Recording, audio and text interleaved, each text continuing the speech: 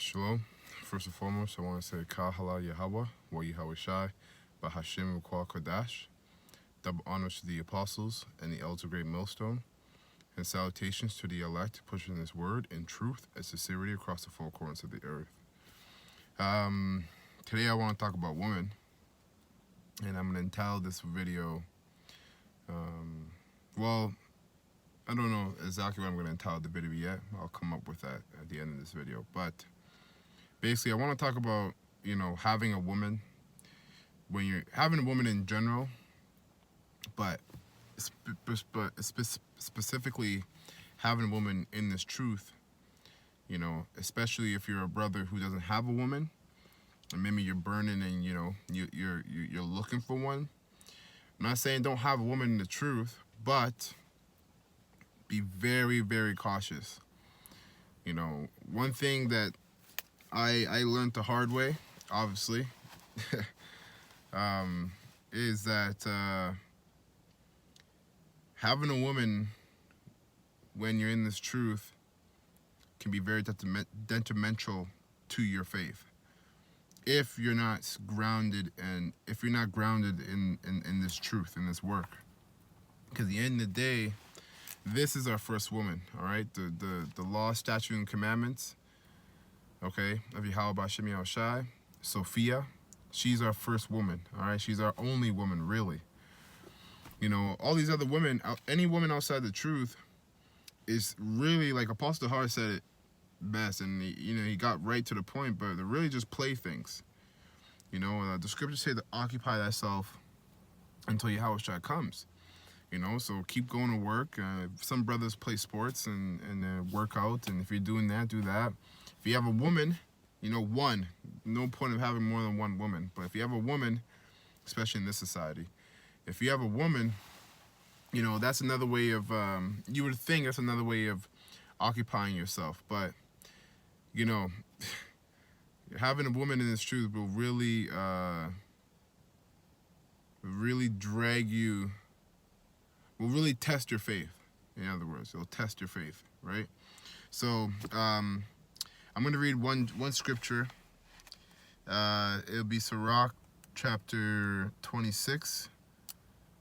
And Sirach chapter 26, verse 3, I'll start. And I'll read to about maybe 17th verse or 19th verse. Okay, so it says, a good wife is a good portion, which shall be given in the portion of them that fear the Lord, Yahweh Bashim Yahweh Shai.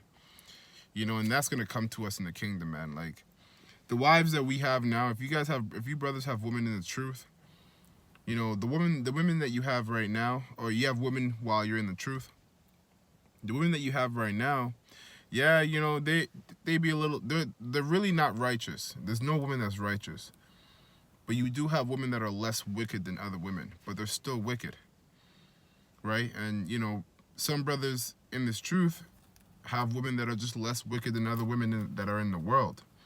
But truly, we're not going to get a good or a perfect wife and a righteous wife until the kingdom of Yahweh Shai comes, really. Because these women in this society, they're gone way backwards, man. Right? They have basically drinking of the wine. They have gotten drunk off the wine of the so-called white man, which is Esau. Really in Esau's kingdom. All right, these women, our women, trust more in this society than they do in their men. And that's a part of the curses too as well. So, be mindful that really in the day, don't get lost when your woman is being good to you for a week or two. She's been real good to you for a week or two. No fights, no arguments, no headaches. Don't get lost in that. It's good, don't get me wrong, but remember, she is just less wicked. She is not righteous. And at the end of the day, she will,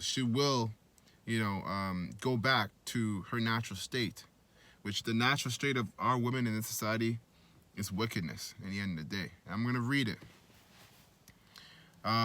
Verse 4. So I'll read verse 3 again. A good wife is a good portion, which shall be given in the portion of them that fear the Lord, Yahweh Bashem Yahushai.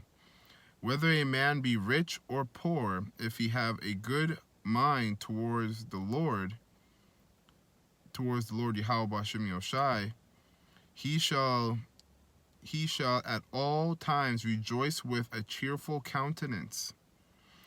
There be three things that my mind feareth, and for the fourth, or slacking my heart feareth, and for the fourth I was sore afraid. The slander of a city, the gathering together of an unruly multitude, and a false accusation. All these are worse than death. That's right. So, verse 6, but a grief of heart and sorrow is a woman that is jealous over another woman. That's heavy, man, because there's no such thing as cheating, man. Don't never let your woman think or tell you that you're cheating on me and whatnot. Yeah, in this society, there is a thing called cheating, but that's actually completely off. The scripture just said that it's a sorrow of the heart for a woman to be jealous over another woman. Why would that be sorrowful if it wasn't wicked? Especially if you're a man in this truth. If you're a man in this truth and you're sorrowful because your woman, be acting crazy and she let her demon come out because other women are showing you attention, Because at the end of the day, man, when you're in this truth and you're sincerely doing this work, women are going to pick up on it. Women are going to pick up on it, man. Your vibration is going to emanate out of you at the end of the day. And we're getting to a time in this society where most men in this society are docile. They're actually women themselves. They're very feminine. They don't keep themselves in shape. They don't eat good. They don't know how to cook. They don't know how to do anything. They're boys. They're literally female boys. Most men in this society are female boys. And women are tired of it. They are tired of it. They're the weaker vessel. So they subconsciously know that they're supposed to look for a man. They know how to find a real man in a sense because that's what they're the weaker vessel. They're geared to look for protection. And a woman can only truly be protected by a real man. What do I mean by a real man? A man, the elect. Okay? A man in this truth, sincerely doing this work. A man of Yahweh Bashem Yahushai. The only true men on this planet are the 144,000. Everybody else, in my opinion, are female boys. Right? So, it's there's no such thing as cheating, man. In the kingdom, we're gonna have multiple women, and they're all gonna be okay with it too. They're gonna be in their right minds. They're never gonna give you hell or try to get you in trouble with the government or the police because you're with another woman. But a grief of heart and sorrow is a woman that is jealous over another woman, and a scourge of the tongue which communicateth with all. An evil wife is a yoke shaken to and fro. He that hath hold of her is as though he held a scorpion. Amen. Being with a woman will sting. A drunken woman and a gadder abroad causes great anger, and she will not cover her own shame. Listen, man, at the end of the day, it's unfortunate, but it's the truth of the reality of this wicked kingdom. Every woman, every woman technically is a hoe. That simple, man. Technically is a hoe. She's not your woman. She's just your woman for now. There's other men have been in there. Other men have wooed her and really have popped her. And that's the suffering we have to live with. You know, that's a suffering. That's a burden that you have to live with when your eyes are woke to the truth, awakened to the truth. Because, before the truth, you actually believed in a perfect woman, a woman that's just for you. She's the one. There's no such thing as the one, man.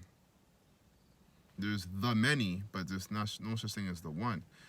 And these women out here, man, they like to act, and they'll do as much as they can to, hide the fact that they've been popped by so many men. But you can see it in them, man. You can see it in their spirit. You can see it in their spirit when you go on a date with a woman. And you get to talk with her and all that kind of stuff, and she'd be talking about all the shitty things her exes have done and all that stuff and what she didn't like about them. And then you find out later on that she is everything that she hated about her ex. You know what I mean? Like, women become what they hate. That's just how that works. So that's why you got women trying to be men. Out here with tattoos all over their body, working out, trying to get beefy and have muscles all over the place. Usurping authority over men in all places, in the workforce, at home, all over the place, man. But that's because they have no shame. They have no shame because Esau, they know in the end of the day, Esau is backing them up. The government is backing them up because they live in Esau's kingdom. Esau has the power right now. He has the power right now. But it's about to go down, man. It's about to go down. And really, his power is leaving right now. Quickly. These women are starting to wake up to what a real man is, and they're starting to a little bit, realize that at the end of the day, a man of the Lord is a man, is a real man. And that's going to be evident when all hell breaks loose. These women are going to be running rampant looking for us men that were out there pushing this work in truth and sincerity. So in all honesty, it makes sense when Paul said, I'd rather that you not have women while you're in this truth, roughly paraphrasing. But if you're burning, get you one woman and be as if you don't have a woman when you're in this truth, man. That should tell you a lot about, how important women are compared to how important this truth is. Okay? Or how important they're not compared to how important this truth is. So verse 7, verse 9. The whoredom of a woman may be known in her haughty looks and eyelids. And that's right, man. Listen, you can't find love in the club. Don't even try that. Okay, it makes no sense. Every single woman there is set up. It's a thirst trap. That's all it is. It's a thirst trap. Okay? In other words, outside of a club, you could tell a lot about a woman by how she dresses. All women want attention from men. But a humble woman will be wise about it. Okay? And it will be just one man, not multiple. And she's playing the field, so to speak.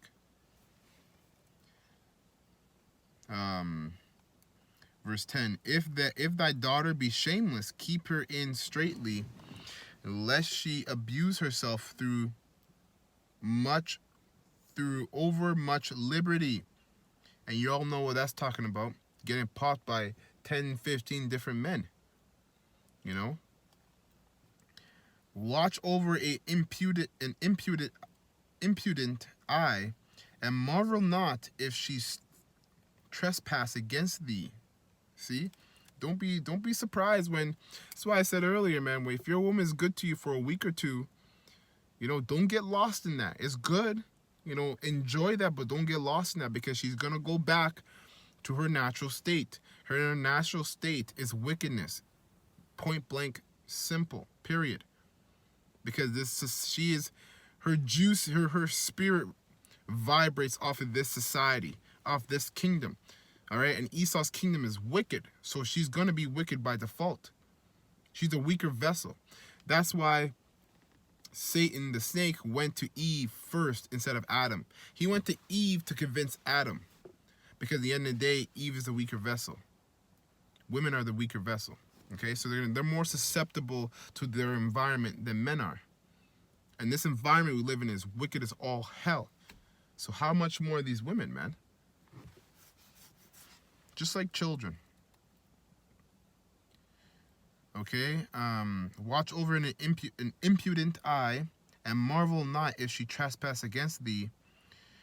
She will open her mouth as a thirsty traveler when he hath found a fountain, and drink of every water near her. When she hath found a fountain and drink of every water near her, by every hedge will she sit down and open her quiver against every arrow. The grace of a wife delighteth her husband, and her discretion. The grace of a wife delighteth her husband, and her discretion will fatten his bones. Discretion. The only thing that determines wisdom in a woman is humility. Humility. How humble is she? And if she's humble, she will be discreet. A proud woman has no shame and will do everything in public outright and roar about it. Like a lion, like a dragon, like the scriptures talk about. A silent and loving woman is a gift of the Lord. Yahweh B'Shem Yahushai. A silent and loving woman is a gift of the Lord. Yahweh B'Shem Yahushai. And there is nothing so much worth as a mind well instructed. Whew. A shamefaced and faithful woman is a double grace. So if you got a woman that's shamefaced but not really faithful, that's nothing compared to having a shameful woman, a shamefaced woman, which means she's humble, in other words, and loyal to you. That's a double grace, man. A double grace. And her countenant and her countenant mind can not be valued. As the sun when it arises in the high heavens, so is the beauty of a good wife in the ordering of her house. Order of her house. Okay, these women run the household nowadays, man. Order's not established by a man anymore in the house. Order is established by a woman in the house who naturally is based off of emotions, and if like very few women have wisdom or logic second. Most women are just emotion, and that's it. As the clear light is upon the holy candlestick, so is the beauty of the face in ripe age. That's right, man. That's right. Ain't none of us. Hey, man. One thing that stands true, and I'll never forget this, is that men age like wine and women like milk. It's true. The older a man gets, the more the better looking he is to a woman. The older a woman gets, the less better looking she is to a man. She passed the youth of her flower, of her age. That's why you always see in today's time, younger women don't like men of the same age group because they're not men yet. They're still boys, you know, although they should have started becoming a man at the age of 12. But we live in such a wicked society that has, you know, basically neutered all the men, okay, in this society that, you know, it's hard to find real men.